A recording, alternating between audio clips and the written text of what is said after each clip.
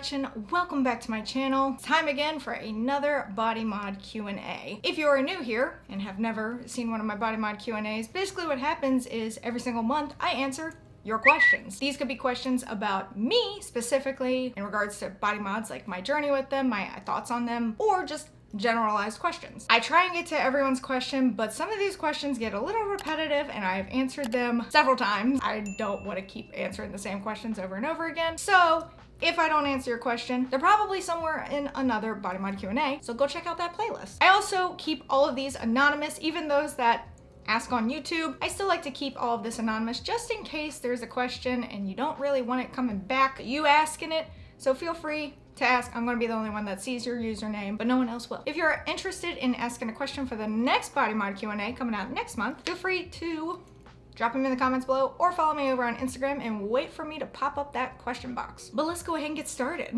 I've taken out my helix piercing today because I have quite a large bump and it isn't going away. I was wondering if you have any tips on how to heal the bump ASAP, as I'm kind of self-conscious about it. So if you've taken the piercing out, you still need to keep up with an aftercare routine. Even though the piercing's no longer there, you want to make sure to clean that piercing site. Even though there's no jewelry in there, you need to keep up with it because that's going to be how you either get rid of the bump or at least decrease the size. Now it also kind of depends on the kind of bump. Is it a hard bump? Is it a squishy bump? Because a lot of that's going to depend on how you take care of it. If it's a regular old piercing bump, you just keep up with regular old piercing aftercare, even without the piercing. And if it's still not going away after a while, no matter what you've done, I know it's a route that no one really wants to do, but I personally found help with it, is to go see a dermatologist. And they can kind of look at it themselves and deem what's necessary. That's how I got rid of my nostril piercing bump, was going to a dermatologist. They got rid of it. Silly question regarding piercing aftercare. You advise to wash off the saline spray to avoid salt sitting on the skin, but not use tap water, shower water. So am I cleaning it with saline, washing saline off with distilled water, then drying it with sterile gauze? That's exactly what you should do. Now, it's kind of a situation of do as I say, not as I do. Have I washed my piercings in the past with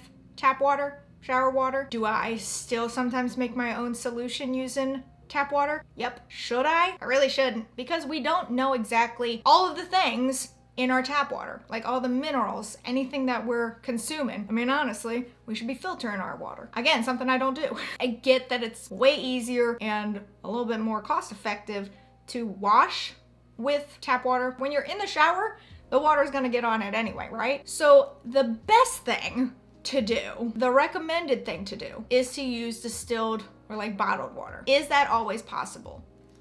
No. I should have been adding that all along because it's not always feasible to use distilled water for something like that, especially if you're just kind of cleaning around it. Now, if you're making your own mixture, it really is recommended to use distilled water. But if you're just trying to clean it up, just coming from experience, I have never come across issues using tap water. It is just the recommended thing to do. Do with that information as you will. Honestly, the best thing you can do is get a pre-made saline solution so you don't have to make your own. How do tattoos and heat packs hot water bottles mix? Can damage be done? You know, I've honestly never thought about that before because I've never personally used like hot water bottles, but I do use like heated blankets, and specifically I have like a heated neck wrap that presses up against my neck and goes onto my shoulders for when I have a stiff neck or something like that. That doesn't cause any problems. I would assume hot water bottles are kind of similar. Now, you're not gonna put a hot water bottle on a brand new tattoo, but if you've had a tattoo for a while and need to use a hot water bottle in an area where a tattoo is, the best thing I would say is maybe wrap the hot water bottle, wrap it in a paper towel, something like that to act as a barrier. But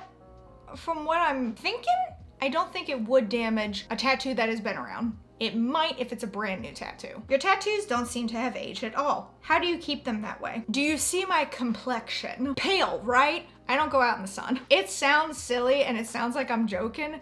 I'm not. I rarely go out in the sun. That sounds like I never leave my house. I go out in the sun. I go for walks all the time. I like to enjoy sitting on the back porch and things like that, but I also wear sunscreen and I moisturize all the time. And if I know I'm gonna be outside for prolonged periods of time, if I can get away with long sleeves or long pants or anything like that, I'll do it. But if it's like way too hot and that would be really silly to do, sunscreen. Lots and lots of sunscreen. And then when you come back inside, moisturize. Moisturize, moisturize, moisturize. That one didn't roll off the tongue like sunscreen did, but basically just avoid the sun. I know it sounds like I'm kidding, but I'm honestly not. I do go out in the sun though, I promise. I don't stay inside all the time. How long did the swelling last for your philtrum? Been wanting to get mine done. The swelling itself didn't last that long, like maybe 2 weeks, but then you have to keep that really long bar in until it's healed, so like 6 weeks or something like that. That was the biggest problem. The swelling wasn't an issue for me. It was having that long bar in there to account for the swelling and potential swelling coming back. That bar was the worst because I kept getting it on my teeth and like biting down on it. The swelling wasn't a problem, it was that bar. But yeah, I think the swelling lasted like maybe 2 weeks. If that part didn't last very long. What brand headphones do I like? Depends if we're talking earbuds or if we're talking like over-the-ear headphones. Earbuds, I just use my AirPods. Over-the-ear headphones, I use, that's how it's pronounced, right? Sennheisers, as well as, oh God, what is that brand called? Status? My husband's family got them for me for Christmas, and I really, really like them. They're Bluetooth. They're really nice. So it kind of depends on if I want earbuds or over-the-ear headphones. How do you pick what tattoo you get and where? I have a fair few already, and I'm starting to worry about running out of space, especially since I have so many ideas. It's stressful. Kind of like with my piercings, I really didn't go in with much of a plan. When I first started, I was just like, I want this tattoo and this seems like a good spot for it. There are a few tattoos I might have changed their placement looking back on it now, but I work with what I have. I didn't really have a plan. I just go with what space is available and I'm like, that seems like this idea would fit there. Do you know if there's a way to use 16G tops with 14G posts? I want more cute tops for 14G. I wish I could tell you that you could swap them out, but unfortunately you can't, especially if it's got something with like a screw. Now, if you've got threadless, there's the possibility that you can do that. You just have to make sure that it fits the larger diameter. So you might have to bend it a little bit more, but if it's internally or externally threaded, unfortunately, there's not much that can be done. How do you deal with family members who don't approve of body mods? I hid them from family members if I knew I was gonna be around them, but I got married back in November and my wedding dress, I'll show you a picture here, showed off a good portion of my arm tattoos. Now, my leg tattoos didn't show at all, but my arm tattoos did, and I wore my piercings because it was my day and I wanted to be me. So now those family members know about it. Do they still like it? No. Am I at a point where I don't really care? But for the longest time I did hide them. Which was your most painful facial piercing? Probably a nostril. I don't remember which nostril, probably this one that I took out. My lip ones that I've had, I had a labret here at one point, didn't hurt at all. My philtrum didn't hurt at all. Septum made my eyes water, but that's just because of where it is. So probably my nostril. Primarily this one, I think, because it wasn't in a right spot. Got my lobes, conch on left, forward helix right pierced. What should I get next? Are there any that you're interested in? I feel like I need to do another picking my subscribers next piercing video. I enjoy those, they just take a lot of work. So if you're interested in that video, I think I asked that last time too, if you're interested in that video, just let me know and I'll work another one in. Getting ready for a large thigh tattoo, any recommendations for how to sit longer? You're asking the wrong person. So I was able to sit pretty well for my right thigh tattoo because that was my first big piece. My left thigh, I did not sit that great for it. If you're worried about pain or anything like that, I do recommend numbing cream. I don't care what anyone says. Oh, well, you didn't earn that tattoo. You used numbing cream. Stop it. You're embarrassing yourself. Don't listen to anyone that tries to gatekeep tattoo pain. So if that's your fear, you're worried it's going to hurt a lot, numbing cream is great. Does it work for the entire session? No, but it gives you a little bit of relief, even if it's for like 30, 45 minutes. Now, if you're worried about like sitting there and getting antsy, just tell your tattoo artist. Be like, hey, I may need to get up and stretch. Your tattoo artist may appreciate that because they'll probably want to get up and stretch as well. And also, don't overthink the potential that you're gonna need to make multiple sessions for it. I used to do that all the time. I was like, I have to get this done in one session. You don't. I know Jennifer will be like, I sat for an 8-hour tattoo and it was fine. That's great for you, Jennifer. That's not something I can do. I can hardly sit for 2 hours. But people like that used to make me feel bad because they're like, you can only do that? Yes, I can only do that. So if you're worried about needing to break it up, don't feel bad. Your tattoo artist is totally fine with that. I promise you. If you find a tattoo artist that's not okay with that, then you might want to find a different tattoo artist. There's a lot of different things. Don't overthink it because you're going to stress yourself out and you're going to make yourself sick over it. Don't do that. Just breathe, know what you can and can't tolerate, and go from there. And I swear if any of you gatekeepers come in here being like, oh my God, you use numbing cream? Yes.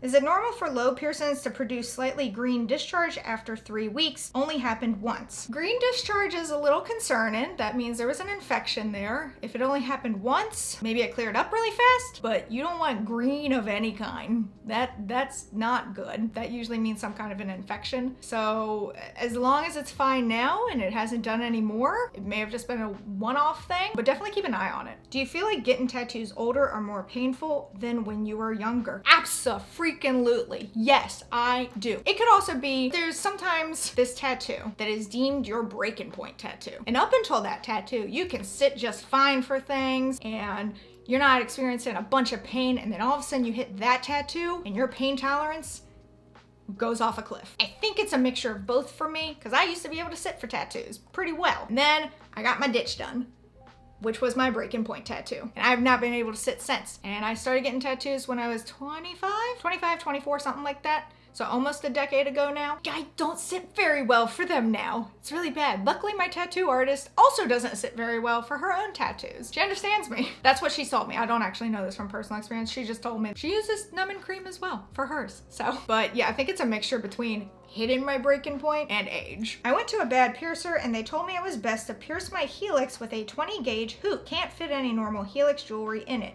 How can I get it to fit? Well, you could do one of two things. One, you could take it out, let it close up, try again with a bigger size, like a 16 gauge. That's standard for helixes. Or you could try stretching up. It's not gonna be an easy stretch like it would be for lobes or anything like that, but you can stretch cartilage. So it kind of depends on what you wanna deal with. Stretching will take a bit longer because you have to wait in between stretches for it to heal. And if you're at 20 gauge, you gotta go to 18 and then 16. Or you could just take it out, let it heal up, and go to a reputable piercer that will pierce you with the standard size, which typically is 16 gauge. What's your opinion on nipple piercings? I briefly thought about getting nipple piercings, but I was just like, yeah. Kind of like how I briefly thought about a tongue piercing. It just is not for me, but I do think they're pretty cool. I love looking at jewelry for nipple piercings. There's so many like details that go into it, but I know my dumb butt would get it like caught on a loofah in the shower and rip it. That's kind of like me with dermals. That's why I don't get dermals, because I'm pretty sure that would also happen. They're cool, but not for me. And the final question that I received is, can you talk about your experience with tooth gems? Process, how long they lasted, if you're planning on getting them again, etc. I really miss my tooth gems. I would love to eventually get them again, but I don't know how well it would work because I do have to wear a mouth guard when I sleep at night. The mouth guard wouldn't fit like that extra little bit on my teeth. I grind my teeth in my sleep. That's why I have to wear a mouth guard. The process, very simple.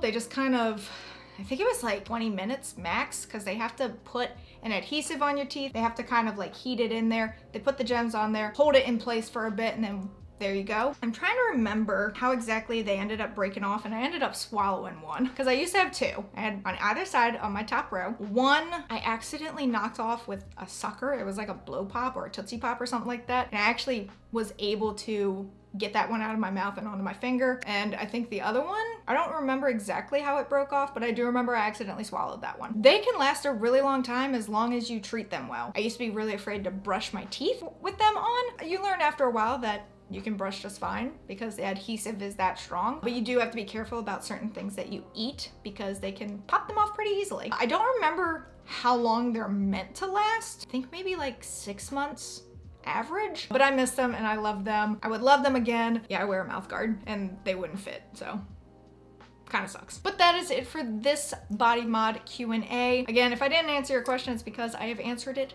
numerous times before, or I have entire videos dedicated to it. Feel free to go search through my entire collection of videos. Again, if you would like to ask a question for the next Q&A, either leave them in the comments below or follow me on Instagram, wait for me to pop up the little box and you can ask over there. But that is it for this video. If you enjoyed it, be sure to give it a big thumbs up. Don't forget to go down there, hit that subscribe button, as well as that notification bell so YouTube will let you know when I upload next. But until next time, bye everyone!